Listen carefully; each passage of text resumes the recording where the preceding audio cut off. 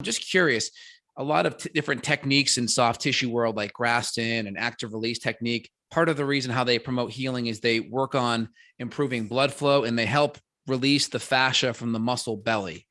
My experience using it when I exercise with the pads on the various areas and in the current, and I feel like there may be a fascial release on that muscle helping to improve pain. I'm just curious, what's your take on that fascia and the muscle kind of being mobilized and moving better?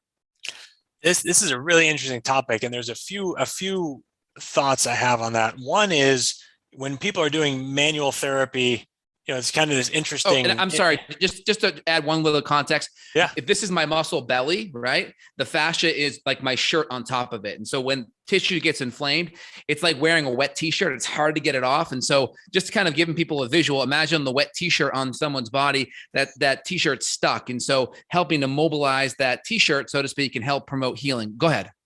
So there's this really, really important, interesting connection between the movement of tissues and the function of the nervous system. So like in your example, if that fascia or that shirt is glued down on the tissue underneath it, you miss out on that gliding and sliding between layers, and you don't get the neurological input from that area. So Bingo. You lose out on that. So the nervous system is this big feedback loop, and all of the outputs of the nervous system, which of course includes movement and pain. It also includes, hormones. It includes heart rate and blood pressure, digestion, like the nervous system controls our visceral organ function. So all of these outputs of the nervous system that are relevant for health and cognitive performance and athletic performance and overall well-being, all these outputs of the nervous system are vitally dependent on the inputs given to the nervous system.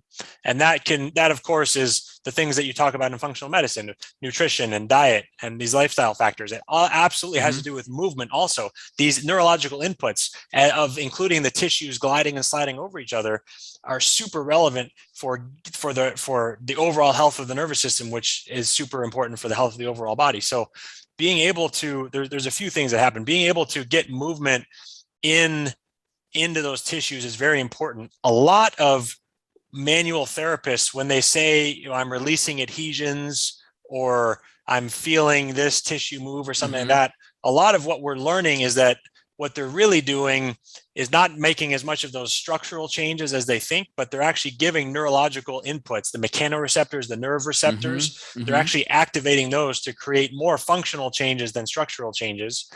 And ultimately, though, you need both. Like, you need the tissues to move over each other, and you need to move them through enough ranges of motion and create the inputs so that the brain gets enough input so that it can maintain healthy function and get all the inputs it needs to drive appropriate controls of the body for movement and everything else. And when we're working with the newbie, you're affecting both. You're moving and affecting structures. You're getting mechanical tension, which can definitely help move, create the kind of friction that helps break up issues between the layers of those tissues. And you're getting the neurological input. So it can work well in combination with those other manual therapies, and ultimately you need both. I mean, you need good structure, you need good function, and I hope that adequately addresses the question. But I think ultimately we're trying to work on both.